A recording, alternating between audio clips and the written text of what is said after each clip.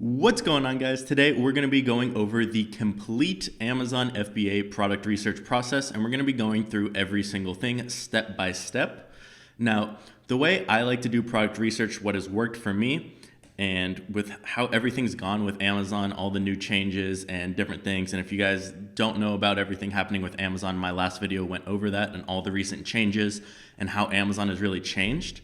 But as far as product research, there's really a 3-step process with smaller steps in between that I like to do. Now, before I jump on my computer, show you guys step by step the entire process, the 3 steps I like to do, first one is called product discovery. Now, this is just how you're going to get an idea for initial product. How are you finding initial products to then go and analyze, run numbers off of, and so on. So product discovery, any way you discover a product. And I'll show you this. Step number 2 is product qualification. This is just a quick little step in between that you look at a couple factors that will either tell you, yes, this product has potential, or no, move on. And this is to really save you time with product research. And step 3 is product analysis, which is just you going in and looking at all the smaller little details to see, okay, is this a good product? It looks good on surface. Is it actually one I should move forward with, continue? Does it have that potential? So those are the 3 steps. Now I'm going to jump onto my computer now and show you the entire process. Now, to do product research, there's going to be a tool that I'm going to be using. Now, this tool is called AMZ Scout. I'll leave a link to it in the description. Now, what this tool does is twofold. It helps us with that product discovery. It'll help us with the product qualification and the product analysis. So it helps us with all 3 steps. And there's other little tools that this company has inside that you can go and use for other things like creating your listing and other things in the future, but we're not going to use those for right now. Now, I know there's a lot of different tools on the market and they all kind of do the same thing, but this one has a couple different features that I really like using. It just makes the process a lot easier and it streamlines a lot better because all the tools are there and they're easy to use, and you'll see when we go through the process. So this tool that I'm using, AMZ Scout, we're going to use 2 different things. First thing we're going to use is their web app for product discovery. And the next thing we're going to do is their Chrome extension, which will help us analyze those products. So have the Chrome extension installed already. So what I'm going to do is I'm going to go over to their product database and I'm going to start the product discovery process. So like I said, product discovery is how you're going to initially find the products to then go and analyze. So how can you do this? You can do this by thinking of products in your head, which is probably the worst way possible. You've probably heard people say the touch method where you write down everything you touch. I personally hate that because it doesn't really do that much and it's a waste of time. Or you can use something like this where there's a product database on Amazon. So if I go over to product database here, it pulls up every product on Amazon that meets a certain criteria that I set. Now, an example of this would be, you can see there's different things up here. So I could say I want all products in the home and kitchen category to show up. And then I can filter this out more. So this is how we're going to filter our initial products, and this is how we're going to do product discovery. So the way I personally like to do this, so you have your categories. You can go through all of them at once. You can go through one at a time because there's a lot of products. I personally like to do one at a time. And you have to set certain factors. So first thing is price. Now, with Amazon, there's fees, you have to purchase the product, and there's different things associated with it. So for price, I personally don't like to do anything lower than $12. I actually stick with usually $15 or $20 and above for the higher price range. But if you have a lower budget, you can start a little lower. But anything under $12, you're really not going to make over $5 a unit, if that. So price, I normally like to do $12 to $50. Reviews. So reviews on Amazon are how you're gauging competition. If you're going up against someone who has 1,000 reviews and you have 2 reviews, usually people are going to pick the one that has 1,000 reviews if all other factors are equal. So the lower the reviews, usually the less the competition. So I'm not going to set, actually I will set a minimum here. I don't want to see products with 0 reviews because sometimes it'll pull up data that you don't want. So I'll set this at 3 reviews and then the max we'll just put at 50 for now. And estimated sales. So how many sales a month is this product getting? Now, I want my minimum here to be, we'll say 250 sales. And maximum, I'm not going to set a maximum. I don't care if it's selling a lot. And I can click here and I can go into more filters if I want to, but that's all I'm going to do for right now. I'm going to click Find Products and it'll bring up everything. that is in the home and kitchen category between $12 and $50 with 3 to 50 reviews that get over 250 sales per month. So every product on Amazon that meets that is now pulled up here. So this is the product discovery phase. What I'd go through is I'd look at this product and I'd say, okay, these are all single products that meet a certain criteria that I want that have potential sell on Amazon. However, I want to make sure that I am finding not just one product. I don't care if one product meets that criteria. I want to find an entire product market, because my goal, for example, let's say I want to sell, let's find something easy. We'll just say this little like hydro flask. Well, while this single hydro flask is selling 17,000 units a month, and it only has, where are the reviews? And it only has 29 reviews, that could be just that product, not the entire product market. So if I went over and I typed in something like hydro flask or water bottle, you can see all these listings, and this is where the next step would come in, the qualification. So I'd click this AMZ Scout Chrome extension up here, and what it does is it's going to pull all the data for all the listings on this Amazon page, so the sales, the reviews, and etc. So I can see if the product market is good, because my whole goal is to rank my product on the first page to get those organic sales. If I'm ranked on page 20, I'm probably not going to get any sales. So what I want to really make sure is that I can rank this product. And if they have tons of sales and tons of reviews, it's going to be extremely difficult or extremely expensive to rank that product. So product discovery would be just taking these products here. This is the product discovery phase. Next is the qualification. So this is where you can go through and you can find different products and you can say, okay, let's look at the market as a whole. So main things we're going to look at are, for the qualification, again, this should be very quick, is sales, reviews, and that's it, and the price. So first thing, the way I normally like to gauge this is I'll normally look at the top 12 to 15 listings, and I want to see the majority of them meet my criteria. So under 100 reviews, over 250 sales a month, or 200 sales. And again, it will change depending on what your goal is and what you're trying to reach. But the whole goal here is to make sure you can rank on that first page for whatever this product is. So first thing I'm going to look at is I'm going to go over and you can see the estimated sales here. And this is monthly. Again, this is an insanely popular product. That's why it's selling 14,000 units, 11,000. So let's say I'm going to take these top, we'll just say 10 listings right now. Let's see if they meet 250 sales. Yep, they're all over about 10,000 except for this one product here. So that passes. Are the reviews under 100? No. 1,000, 9,000, 100, 9,000, 1,000. So very competitive product. That automatically disqualifies that product. So I'm out of this product and I'd go back to the product discovery phase here. So I'd say, okay, that's that product. Let me go through and I'll look at a different one. So what's this? A milk frothing tool. And one of the cool things with this tool here, which you won't see with other ones, is you can see the product's price history and you can see their rank history when you click these, and it'll bring up the chart. So you can see if a product is brand new and just started selling and that's why it has a ton of sales. If they did a giveaway, those show as sales as well. And you can see the fees for selling this product. So you can see your profit margin before you would buy the product. So you would still have to subtract the cost of actually purchasing the product. And to make it super simple, you can literally press this, say, okay, let's say this product cost me $4 to purchase, ship to Amazon and everything.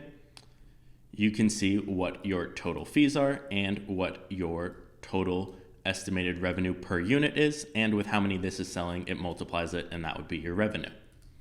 So those are kind of the little tools that just make this a lot easier to streamline this process. So back to product discovery. Product discovery, milk frother. So I'd go over to Amazon again. Make sure you're in all departments here. If you're in a different one, it won't show all the products for that if they're in different categories, so it can make it look less competitive. So milk frother. I'm going to search this, and you can see, I think that is the product we just saw. I'm going to go over and do a quick product qualification check using the Chrome extension here. And again, it's going to pull up all the products, and you want to make sure you're not sorting these, because you can sort these by different things, but we want to leave their organic rank, and we want to make sure we don't have any sponsored listings on there. So sponsored listings are just listings that are paying to show up at the very top, so we ignore those completely. So we can see we have our first product here. Let's look at the qualification for this. So first thing, sales, a lot of sales in the thousands. So that passes for kind of our top listings. The majority are over what our goal is, which is 250. Reviews, again, in the thousands. It's too competitive. So we would move on to the next thing. And you would do this process, again, once you get going, you get ideas of what sells too much, what would be too competitive, what won't get sales, or what you can't really private label.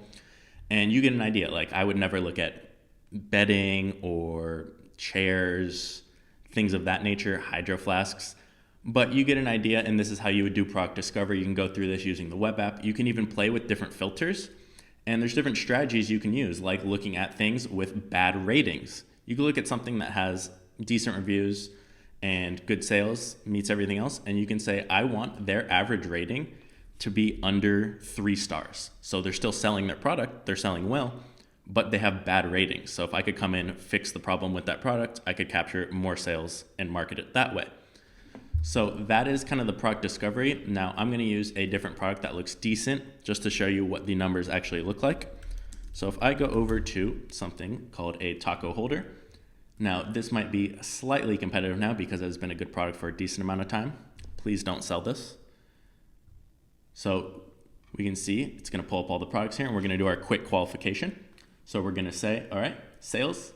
We have 1, 2, 3, 4, 5, 6, 7, 8, 9, 10, 11, 12, 13, 14. 14 of the top 15 listings are over our sales threshold. And then we're going to go over the reviews. So we have 1, 2 that are over, but we have 1, 2, 3, 4 in a row that are under 100 reviews. Then we got a couple over and about that. So it looks a little competitive with the reviews. Reviews are a little higher than I like to see. This could be difficult to rank for, but we're going to pretend this is okay. We're going to move forward. Now we need to look at the price. Make sure there is enough margin. I want it to be over $12 on average. So we can see our average price up here, $15.58. Again, I like looking at the top couple listings because this takes everything on this page. But with that being said, looks like the majority of them, except for maybe 2, 3 listings here, are under $12. So let's move into the next step, which would be product analysis. So this is where we're going to dive deeper. We need to look at other things. So we know the reviews are fine. We know the sales are good. The price is good. Those are kind of the main kind of make or break factors. Now let's dive deeper. We need to look at other things. So let's say, okay, we're going to move forward with a taco holder. One of the things you need to think about is how are you going to differentiate your product? So, okay, yeah, this product, let's see, there's different variations. This one comes with a 4-pack, so different quantities, different sizes or colors, different variations of products. So you can see some are plastic, some are metal, some come in a set of 6, some come in 4 or 2. And there's different styles. There's dinosaur ones, some hold more tacos. So which one of these am I going to go with, and how can I differentiate myself? So how can I stand out? You can see all of these listings look almost the same. Is anyone offering anything different? So let's see if anyone does. So with this example, they are adding a little spatula here, not spatula, tongs. So that could be a way you can differentiate. You can add something or bundle something. You can add an extra or free item in there, and you can add different features. There's different things. So differentiation would be one of the things I'd really think about. Another thing would be, how much is this product going to cost? So what I'm going to do is make sure this product is profitable. So I'm going to go over to Alibaba, which is where you source products. This is probably the biggest place, not probably, this is the biggest place to source products. So what I type in is, I type in whatever my product is. So taco stand, taco holder, and maybe that's not the right word. We'll try taco holder. And I look at kind of what the average prices are here. Now, again, you're going to be able to negotiate, and it will depend on how many pieces you order. But for the sake of this, we'll say, okay, 80 cents to $1.40 a piece, $1.40, $1.20, $1.40. So we'll say it's $1 a piece. Okay, we'll say about $1 a piece. And if that's a single and we want to sell a pack of 4, we need to multiply that by 4. So it's going to be $4 a unit, and then shipping, we'll just estimate about $2 there. So it's going to cost us $6, we'll say, for our product, for us to purchase our product, get it into Amazon, and shipping and everything else. So what you can do here So if I go back to the Chrome extension here and I click on one of the products that is similar, so let's say I want a 4-piece one. So the one that is Amazon's choice is this 4-piece, so 4-pack. If I click on the FBA fees here, you can see how much the FBA fees are. So they're selling this product for $20, so $19.95, we'll leave that. We just said our product cost is $6, so this is $6 here. Additional cost per unit, we leave these blank. Now, what this does is this will pull information directly from Amazon, so the size and the weight of the product, and it'll tell you what the fees are for Amazon. So we can see this product for a 4-pack is about 2 pounds, and this is the dimensions of it. And we can see all our Amazon fees broken down. So we can see it's $5 for FBA fees, and the referral fee is $2.99 for selling at $20. So that means with all these factored in, our price point, this and this, our profit per unit would be $5.51 per unit we sold in total. So that is a smaller profit margin, but it is a cheaper product. I want to see at least $5 plus. I normally shoot for 10. So we can see this would be $5. So that's something to take into your product analysis. So you say, okay, about $5 profit per unit. It's not terrible. We can move forward. And then you can go and look at different things like the seasonality of the product, if it's patented. So again, with AMZ Scout, you can see the history of this niche, and you can see the search volume and just how well kind of the sales are over time. So you can see about a year ago, so 2019 here, what the average sales were and the average price and how it goes over time and how it spikes here. And then it started to come down and move on. And you want to make sure this isn't a seasonal product where you'd have sales in the summer and then it goes down in winter all the way until summer and then it spikes. You just want to make sure it's relatively normal. And this product is relatively normal. It drops in winter, which tacos are probably less popular when it's cold outside. And then it spikes up again, but nothing major, that's small. So this would look fine with that. So that's kind of the product analysis stage as well. You'd go through, you'd look at all these little factors and make sure everything is there. The differentiation, your product costs, your profit, seasonality, if the product is patented, and so on. And there's a lot of different factors you can look at. So that's kind of how I would go through the entire product research phases, which again, product discovery, just how you're finding that product and using the database is the easiest way.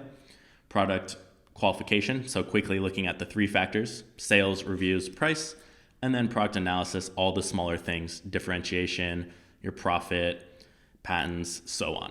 So that is kind of the entire Amazon product research process. I'll leave a link in the description to this tool if you guys are interested in it. So that is all for this video. If you guys enjoyed this, drop a like, let me know in the comments what videos you guys want to see next, and I'll see you guys soon.